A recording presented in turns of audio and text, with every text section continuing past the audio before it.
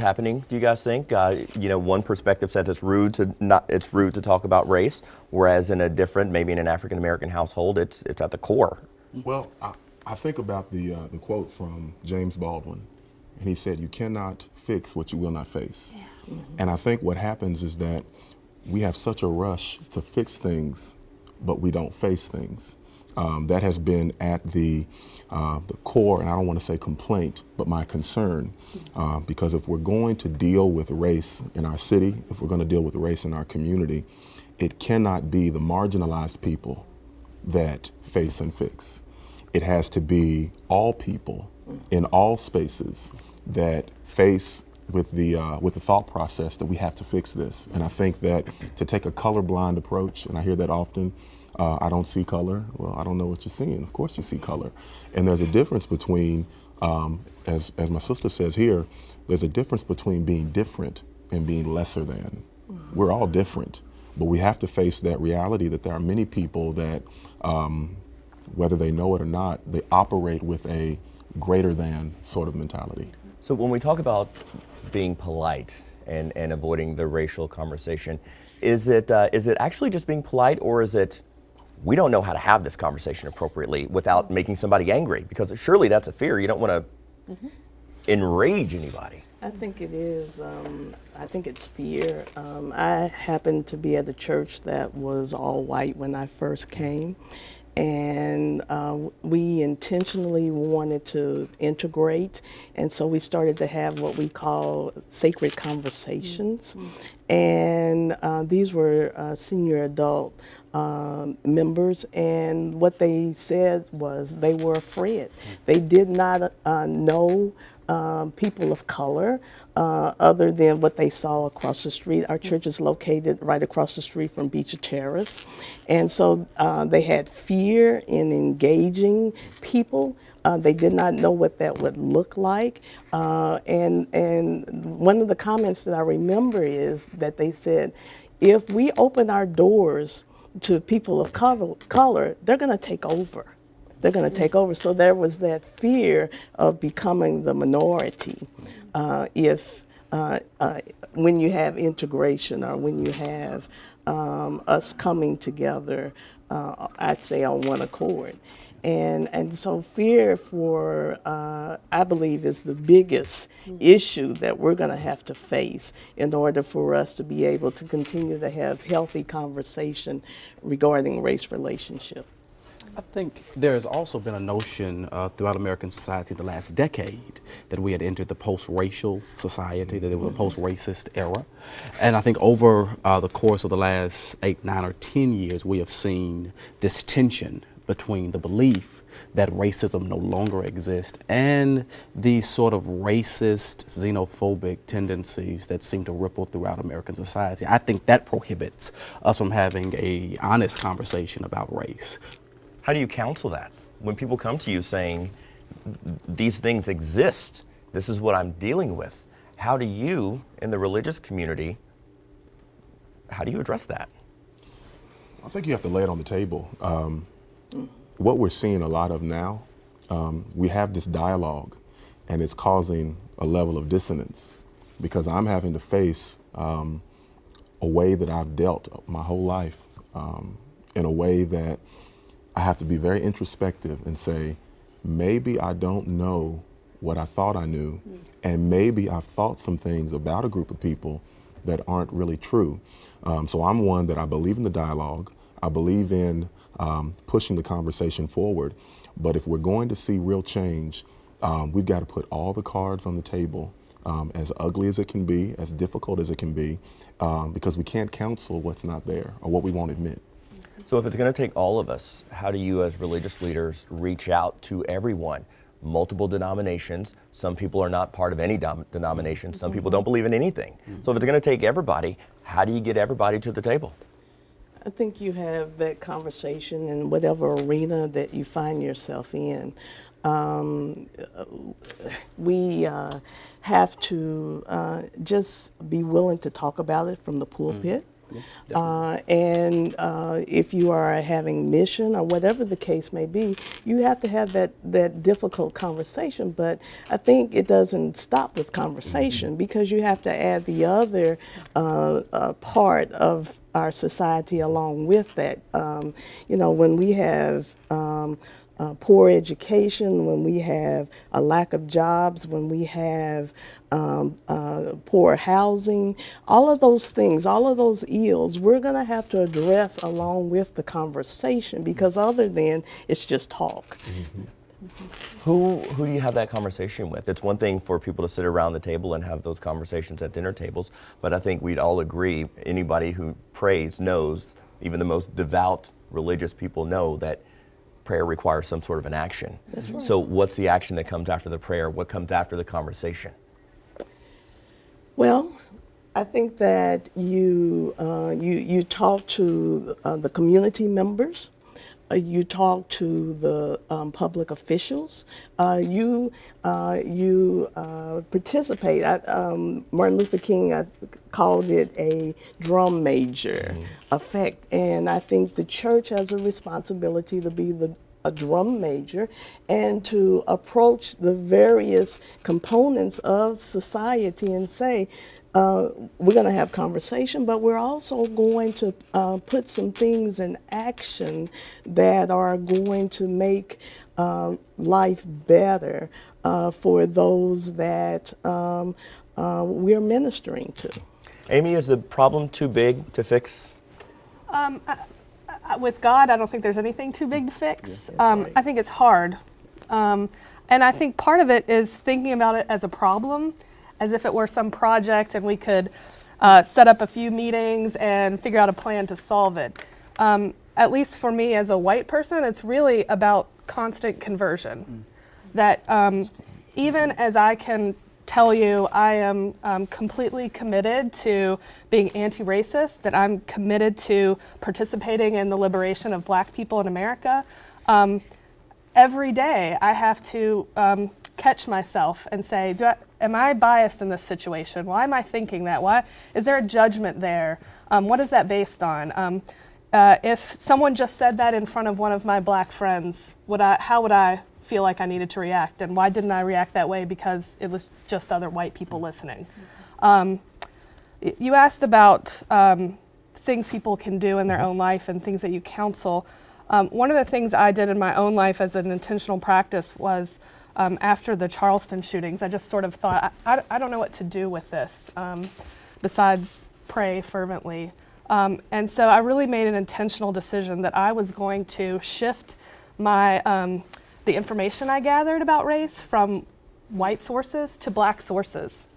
And I spent a year making sure I was following every Black publication in America, TV, internet sources, authors, writers, poets, activists.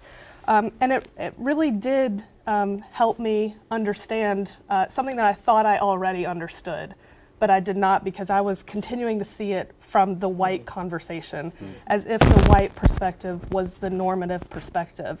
And as a Christian, that's not true. We all share in creation and we share one identity. And so having a sort of secondary voice for Black people is not an acceptable way for me to engage the conversation. And so I offer that to counsel to people. Do you follow Huffington Post Black Voices, The Root, all kinds of major American publications that a lot of white America doesn't ever engage with? And it's really a helpful discipline, and it puts you in conversation with other Black Americans in a way that a lot of white Americans don't have the opportunity, because our neighborhoods and communities and churches are so segregated. Yeah. I feel like it was nodding in unison on that one. What do you think? Well, and just to attach or just piggyback what she's saying, I absolutely agree with that. I respect that. But I also think that there are certain conversations that Black people need to have with Black people, and white people need to have with white people. One of the things that I noticed after the Dallas shooting, that there was a push for our mayor and others to travel around and talk in our pulpits. He came to Kingdom, I think he came to Burnett, and to talk about unity, which was absolutely true. To talk about a nonviolent reaction, which is very true. But I think it has to go further than that. There has to be that conversation, not only to those who are being oppressed or feel they're being oppressed, but also to many in the community that have a hand in the oppression.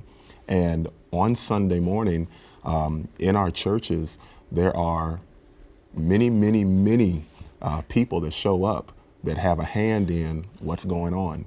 If they're coming to church and they're not hearing the reality of what's going on, and they only, get it from the Black voice, I think that helps. But how much more could we be effective if we said, hey, as a white person, I don't agree with this, and these are some steps that we need to take, versus let's go to the church where the Black folks are and tell them we're with you. Because at the end of the day, we're still having to face that real issue. Shannon? Reverend Dr. Valerie Bridgman says to white folks, go get your cousins. And I think that is a lot of the work that we are called to do as white people, is to go into white spaces and have conversations, yes, also do a lot of educating. There's a huge amount of American history that many white folks don't know. And because they don't have that history, they don't understand the ways in which racism is not just about a personal bias, although implicit bias is part of it, but that it is a structure, that the United States was created structurally, systematically, institutionally to privilege white people. And that isn't a matter of my individual guilt or your individual guilt. It's a matter of our communal brokenness. And that as white people, we especially are called to make changes in those systems by school board policies and zoning laws and where the plant gets built and all those kinds of things, to change the structures. So that they no longer benefit primarily white people. So that elevates the conversation from racism as Black people don't like white people and white people don't like Black people. What you laid out was a whole different historical context. Is that something with which you all agree? Racism is much more than a white disdain for African Americans or vice versa. Racism really permeates the entire American society. And so until you dismantle those structures and really take cold hard looks at what it will take to make American society equal, you will never rid the society of racism and racist activity. And then you cannot control a person's feelings about another person or another race, but you can help to chip away at the racist structures that we all live within. And that's, I think, the first frontier as it relates to dealing with racism in our society. Amy, when you mentioned following different groups on Twitter, it jogged my mind to social media, because the reality is, you can on any given day hear about people unfriending people on Facebook and not following people on Twitter anymore because I don't like what they said, it was racist, or I don't believe what they said. So it's one thing for a table full of PhDs and seminary degrees to have a high-level conversation about race, but how do people do it on Facebook, and how do people do it at the dinner table? How do we take this conversation and bring it back down to middle America? Get rid of Donald Trump. Let's not get political. Okay. But the people say amen. What do you think? I mean, honestly, this is probably the most real question I'm going to ask you today. For the people who are trying to have this conversation on Facebook and the people who are trying to have it around the dinner table or at the workplace water cooler. Well, that's who's in our church. I think that, while it's great that we're here and we have wonderful conversations, I think all of us would agree that the majority of our teaching and impact is to those who don't have a PhD, and those who are having that conversation.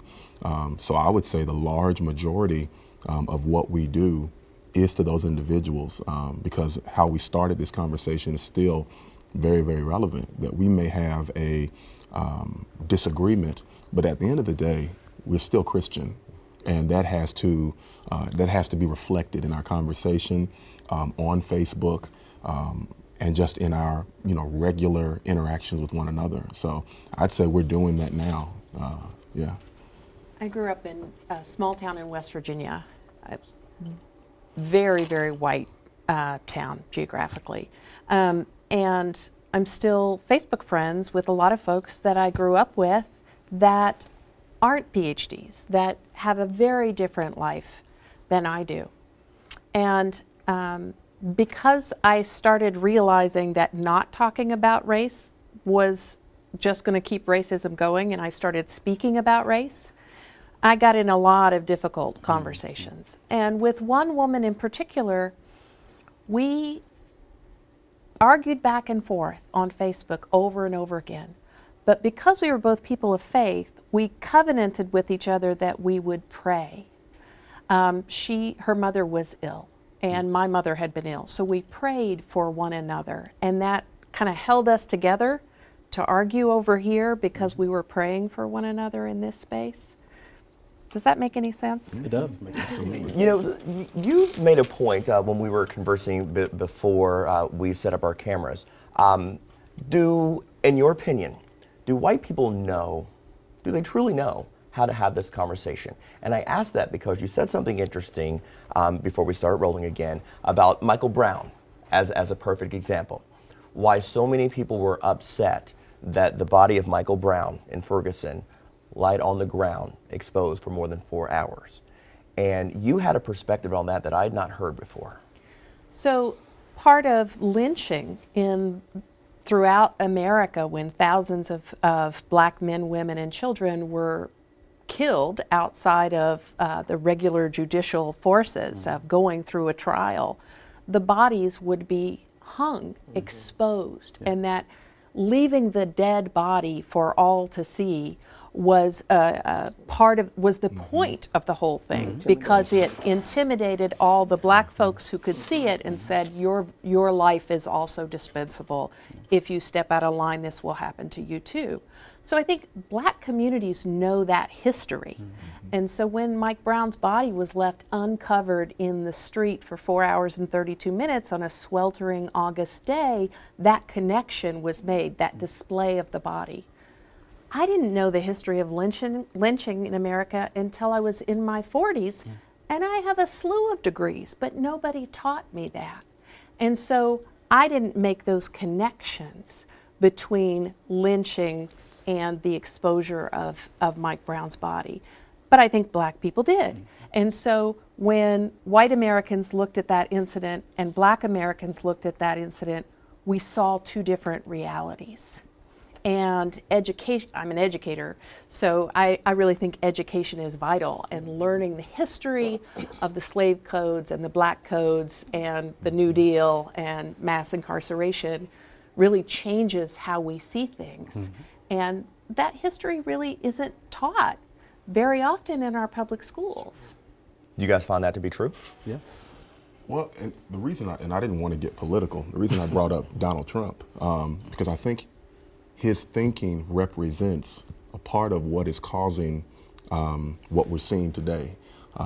There's a lot of things that are being said that black people are taking a particular way. And I find it very difficult now because I have white clergy friends who we have, I guess, fallen out. And these are great men that I've known for a long time. And just the mere mention of support or non-support for the candidate has opened up a conversation where I'm saying, well, I process law and order candidate to mean this, and then I go through. And then they say, well, no, it doesn't mean this, almost to say you're being too sensitive. And I think what's happened now, again, not to derail the conversation into politics, but I think it's much more insidious what's happening now.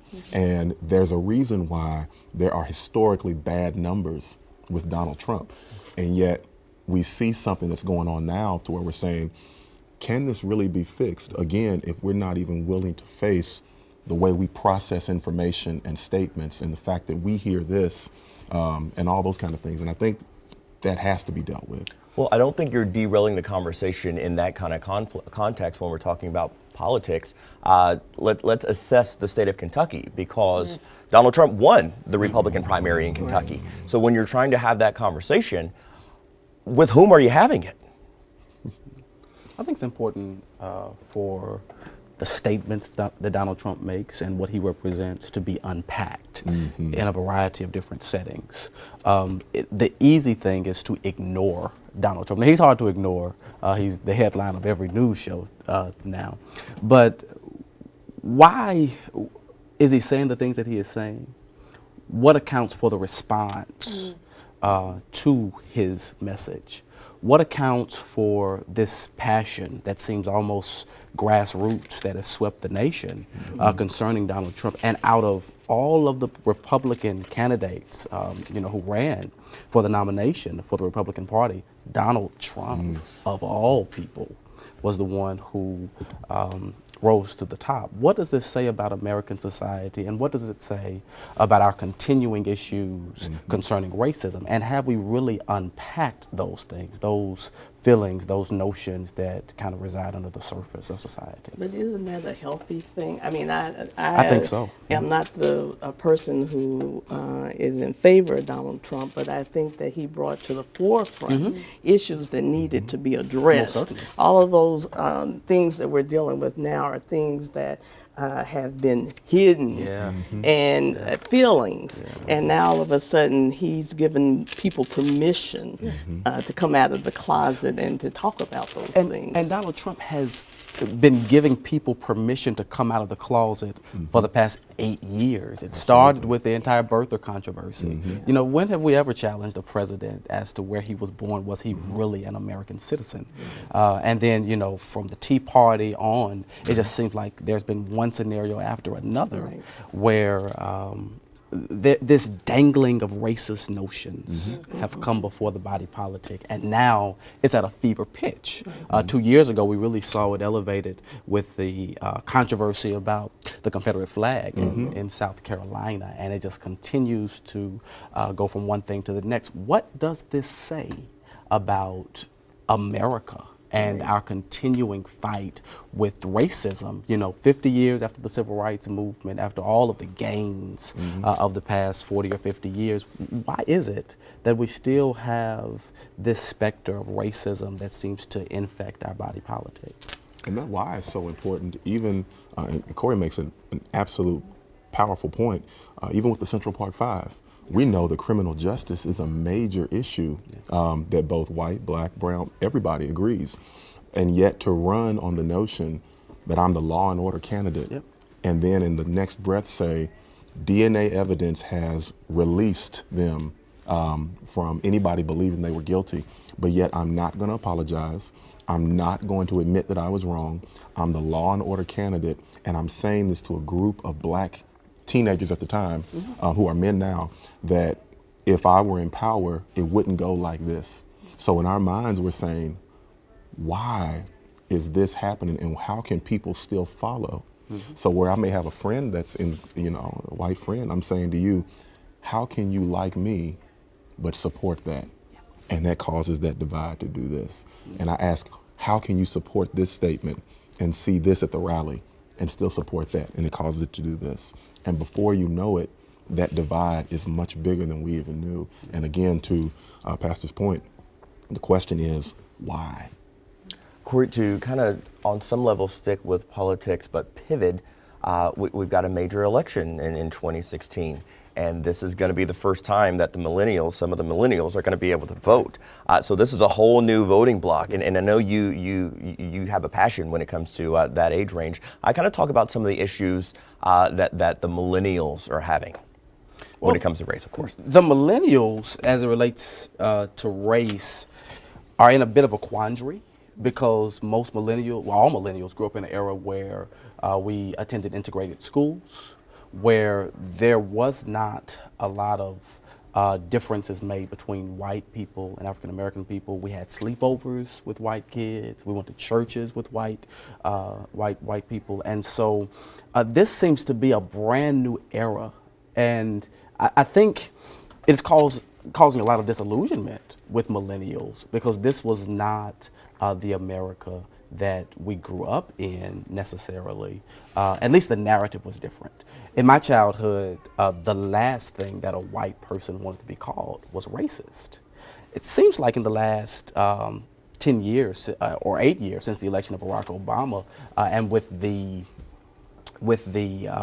popularity of Fox News, that nobody cares. That is not an insult. That is not something that should make you take pause and to really reflect upon your actions or your words. But there are those now who gladly accept and don the demarcation of being racist. Where has this come from? This is something that's kind of new. And so I think millennials are struggling with that. In addition to millennials are struggling with this new kind of American frontier that seems to have taken a great departure from the America of plenty that we grew up in, the America that was ever rising, and now there seems to be a new landscape. America has shifted, and so I think those, are really some of the issues that millennials are struggling with. Being identified as a racist, you mentioned that a lot of people would think that would just be the most difficult thing to be called, and now you've seen a pivot where some people don't have that big of a problem with it. If you look at Fox News, or if you listen to Rush Limbaugh or Breitbart on satellite radio, they seem to almost welcome that type of identification. And it is very sinister, and it's very disturbing actually, but it's something that has gained popularity. You brought up the point of you don't know when that change kind of occurred. Do you guys, do you see a time frame where, if you agree with them, where that shift happened? I do feel like there's been a shift, that there was a point where if you said to someone that's racist or you are a racist, that people would sort of stop and they would start to do some self-reflection, and white people could say, oh, okay, maybe I need to think about that. And somewhere in the last few years, at least in my experience, it's almost like that's just a throwaway word now. You're not accountable to it. That that's just a construct that people want you to believe in, and so being labeled that, or labeling a system that, or a thought that, or an image that way doesn't carry so much weight, and you don't have to pay attention to it, and you're not accountable to it in a way that I certainly felt like I was when I was growing up. That if someone brought to my attention that something I was participating in was racist, whether that was personal racism or systemic racism, that I wanted to stop and look at that. And I thought that was an understanding that we had in America, and I feel like we no longer have that understanding with each other, and it makes it very difficult. I think I saw the shift maybe somewhere between 2008, 2009. I was a college student at Fisk University in Nashville, and I began to read headlines about nooses being hung in other universities, mostly predominantly white universities around the nation. And this was not just one isolated incident. It happened time and time and time again. And I remember as a college student, it disturbed me because I had always heard my grandmother speak of the lynchings that took place in the South. And that wasn't anything that ever made headlines during my childhood or my growing up. But all of a sudden, as in my senior year of college, nooses are being hung in the universities of the nation. What is happening? And so I think I think that was sort of the attitude that now we have an African American president, all bets are off, that we have achieved equity. And as a consequence, it seemed to be this total shift that took place in American society that made it okay. I think that white America has benefited enormously from the structural racism of our country. And being white, other people seeing me as white, is a financial asset. I'm more likely to get a job, more likely to get a good education, I'm somewhat safer walking down the street. There are all these different ways in which I get the benefits from the history of white supremacy. I think that part of what is happening right now is you've got white people scared to death of losing those benefits. And this goes back to what James Zetta had said earlier. Oh my goodness, we're going to lose those benefits. And I think that this is one of the places where faith comes in, because all of us in different ways proclaim that the benefits package from racism is not nearly as good as the benefits package of following God's way. And so we have to step out in faith that what God wants for us is so much better than this nostalgic past when let's look back to that time when America was great for white people. No, we're aiming for something better now.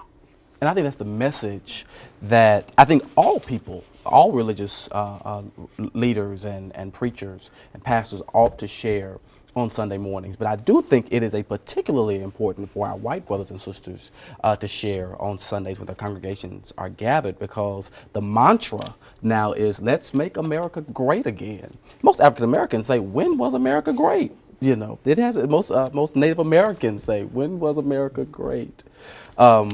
But I think if we could share a vision for a brighter future, a future that is more welcoming and more equitable for all people, that's really a compelling vision for all persons, whether Democrat or Republican, black, white, Asian, whatever you might be. That is something that we should really seek.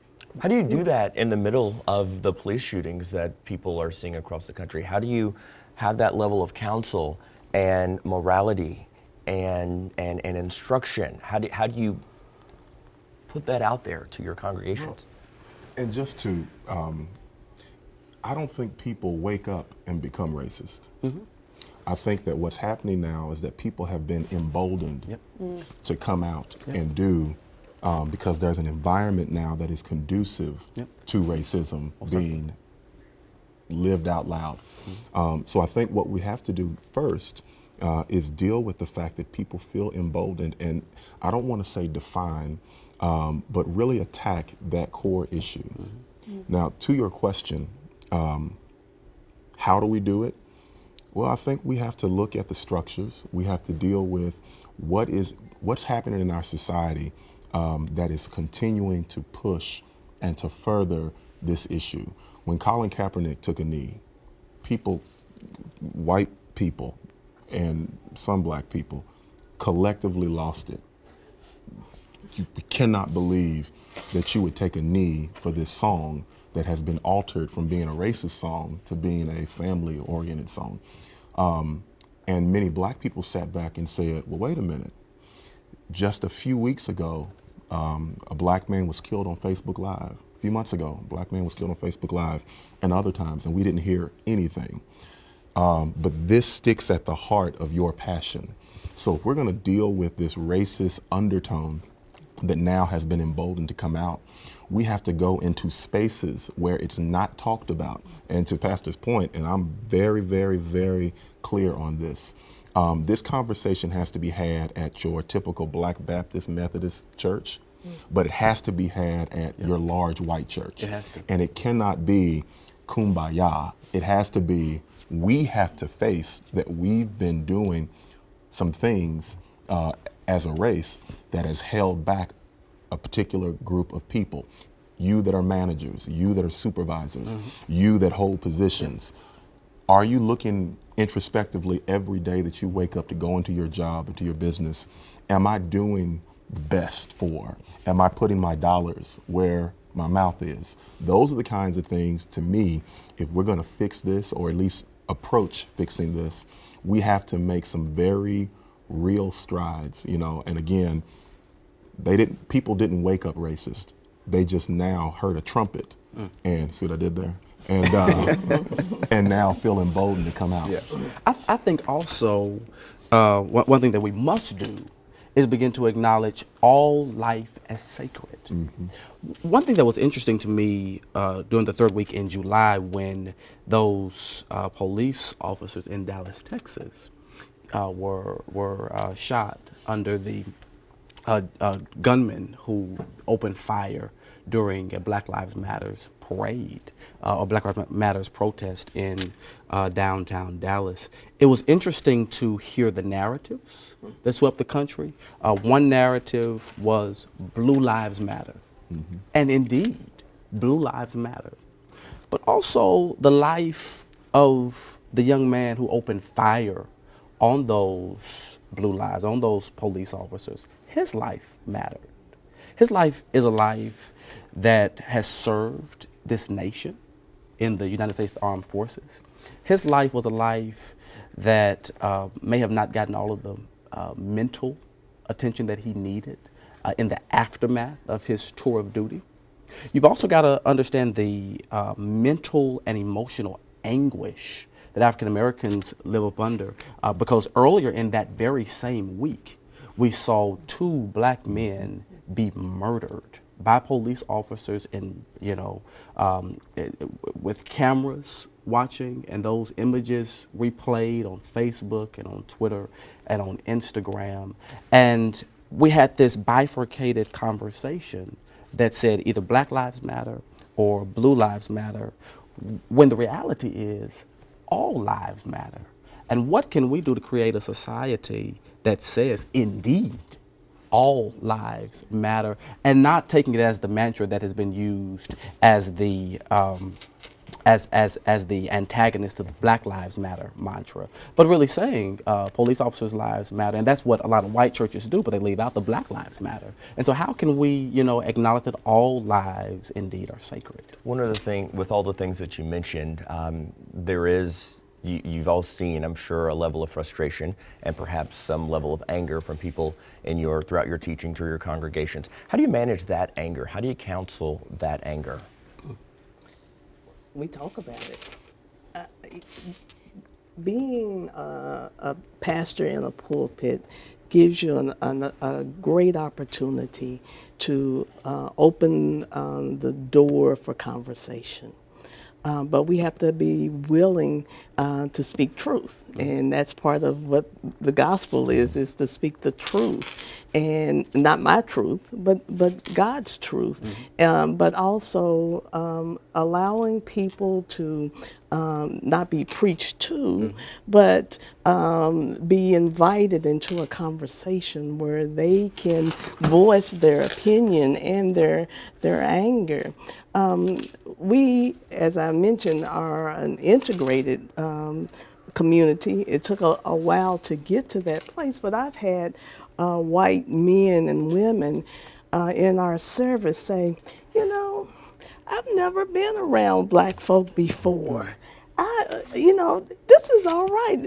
We're just, I don't know what to make of this. And some of these men and women are from rural Kentucky. And so there are no African Americans there in that community, yet they have come here and experienced the hospitality in the church, but also experienced an opportunity to talk about their feelings and have been given permission to say, you know what? I've never been around black people before, and that's okay. That sounds like a victory. Yeah. So I think that we have to invite that conversation into our churches, but I think the other part of that is that the churches have to come together and to become on one accord where we are speaking a message that says this is what needs to happen. I think, Shannon, you said that it can't be you. It can't be your thoughts in this. It has to be God's message in what we're saying to the people. And I think that we as the church, in the Russell community, there are 40 churches there.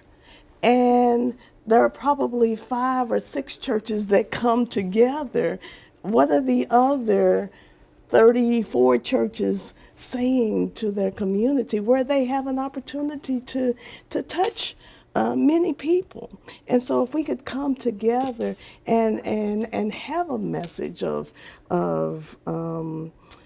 integration, have a message of hope, have a message of encouragement, have a message that says it. Give permission to talk about racism, then I think we would have a healthier community. Let's assess how well we're doing as a city. Dr. King said way back in the 60s, it's appalling that 11 a.m. on a Sunday is the most segregated hour in America. 2016, have we progressed from that? From Not really. It sounds like we Well, have from but- what you were saying. But our situation is unique because we're in an urban community and we have a lot of ills in our community. So we have those who are coming out of recovery programs. We have those who are disenfranchised. We have those who are coming out of prisons. And so we have a hodgepodge of people who are coming into our church. And so they're looking for that hope, but they all feel, well, I won't say they all, but many of them feel that they are at the bottom of the spectrum. And so because I'm down there and you're down there with me, then we can rise up together. But that's different than maybe some of the other churches that are represented here. Progress or not? Well, I think it depends on how we really define progress. If we're talking about a dynamic that is an equal balance of races in our churches, then I don't know if there's really progress. I was reading a CNN article a couple months ago, and it talked about how there are statistics and polls and surveys that have been done where African Americans will go to a predominantly white church and sit under a white pastor. But surveys show that it's much harder for white families, in particular white men, to sit under a black pastor for a variety of different reasons. That speaks to, again, the racism issue in our church.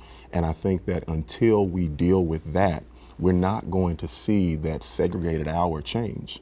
The truth is, as Pastor was saying, many churches in the inner city are dealing with individuals who really their only day of sort of feeling liberated is Sunday morning. They go into a sort of life context that is down, oppressed. They go through neighborhoods where they're not seeing the same economic opportunities. So when you come into those spaces, our job, especially as African American pastors, is to not only preach the gospel, but it's also to speak to the consciousness and the self-esteem of these individuals who are dealing with many issues that may not be dealt with in the suburbs. So the question becomes, if we take out that reality of our message and our ministry, could we see change? Possibly. But, I, for one, I deal with people who are searching for jobs and can't find them. I deal with people who are pulled over by the police and have major distrust of those in law enforcement. So that's something that I have to speak to, I have to deal with, and it, in a way, almost furthers that sort of segregated hour. I don't know that we have been able to overcome the issue of a segregated hour, because when people of different ethnicities come and share in worship with especially predominantly black congregations, and then they hear a pastor go on I'll call it a prophetic ad lib, where possibly governmental policies are critiqued, or some cultural issue is unpacked, they then become uncomfortable, and they go back to a place where either those type of issues are left out of the Sunday morning conversation, or where their perspective is affirmed, as opposed to being a part of a congregation where the politics might be a little different. Are we at a place where the term black church or white church is archaic, or is it still the case? Still the case. Still the case. Still the case. Still the case. Because I'm in a theological education setting, the Presbyterian PCUSA is historically a pretty darn white denomination. But the reality of Christianity in the United States and globally is what people are calling browning, that there are fewer white Christians, and the real growth is among Latinos and Asian Americans and African Americans. So as a seminary, like, okay, the church of the future is not a white church. So we need to educate people for a mixed race, browner church. We need to educate people to go into black churches. It is not true yet that black church and white church are archaic, but the demographics are going to catch up with us. Yeah. And theological educators are trying to, at least at Louisville Seminary, we're trying hard to move in that direction. I think as it relates to the black church and what the black church represents, there's still sort of a need for the black church, because if the black church didn't exist, who speaks for African American people? Who challenges racist structures? Where is the space for African Americans to pour out their grief and lament police brutality and unjust economic practices? Well, and help people unequal understand that schooling? more, because what that's rooted in history. You know, in the early 1900s, we didn't have African American PhDs in political science. We didn't have that academic high-level standard because they weren't allowed to be in school. So people turned to the churches because they didn't have any other option. Well, the black church was the birthing place for schools, and that is everything from kindergarten on up through secondary. And then it was also the birthing place for higher education institutions like Morehouse and Spelman. The church was the birthing place for banks where African Americans could receive loans, and credit unions, and all sorts of other type of venues where African Americans could be treated as whole, equal human beings. The black church has been pretty much the one consistent institution, and the black church has its failures, but the black church has always been there to help African Americans survive in a society that has been designed to cripple black people as human beings and to cause black people to fail. And so the black church continues to serve, I think, a very needed role in helping African Americans to flourish in what continues to be a very troubling and at times racist society. We only have a couple minutes, and you know, Shannon, a bit earlier, you spoke very eloquently about learning how to have the racial conversation for white people. But do you think, on some level, some black people need to learn how to have the conversation about race? Absolutely. I think so. I think absolutely. To say anything other that it needs to happen on all sides, I think would be irresponsible. But I think that conversation is happening and has happened in preparation to live in a world where that is our reality. So I think that is happening, but I would agree that I think that depending on which space that you're in, it has to be tailored to that space. And it cannot be, back to Corey's point, I think the black church, and I mean the black church, is necessary for every point that he just laid out. And in those spaces, we're training up a generation of children that are coming up that this is the reality of the world. And I think the most dangerous thing that can happen is a push to remove the black church, that reality, but not deal with a system, because you can't remove the black church and then send people into a system and then say, but don't be segregated. Well, that's where, again, to Corey's point, that's where so many lessons, it's a central part of black life. If you remove the church and you send people out into what we all agree, a very racist system, we're going to do much more harm than good. I think black people have to learn how to have a different conversation about race and racism. I think black people have to learn how to include the Latino population in this conversation about race, and other indigenous people, Native Americans? How do they fit into these conversations about equality and equity and so forth and so on? So I think we have to learn how to have a broadened conversation about race. Absolutely. Well, I appreciate the conversation that we had today. I know it's not an easy conversation to have, but the insight that you guys offered was far beyond what I think a lot of people at home were expecting. So I'm really happy that you guys chose to give us your time and your expertise. And thank you for joining us for this discussion, a very important discussion. WLKY is proud to partner with the Louisville Urban League, bringing you these broadcasts, focusing on this critical issue in our community. For all of us that you see here and for the scores of people behind the scenes that you don't see, I'm Eric King. Thank you so much for watching, and good night.